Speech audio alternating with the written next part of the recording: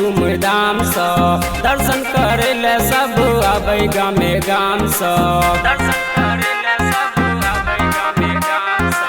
भगवानपुर में काली पूजा हो छै धूमधाम से दर्शन करे ले सब आबै गामे गाम से। सबके मनोकामना पूरा कर दे मैया गे, सबके मनोकामना पूरा कर दे मैया गे। जय माँ काली सगरो गुजे मैया गे।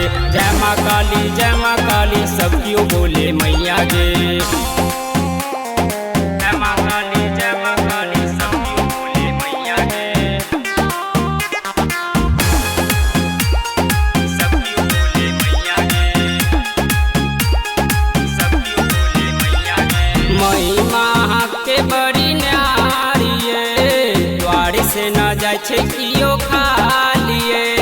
द्वार से न जाय छै कियो खालिए।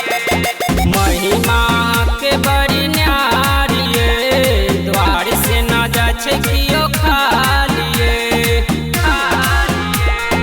दर्शन करे खातिर भीड़ जुटल मैया ये, दर्शन करे खातिर भीड़ जुटल मैया ये। जय माँ काली सगरो गुजे मैया ये। जय माँ काली सब क्यों बोले मैया ये।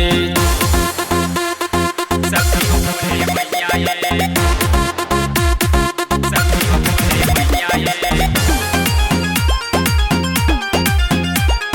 जय माँ काली सब क्यों बोले मैया ये। सब क्यों बोले मैया ये।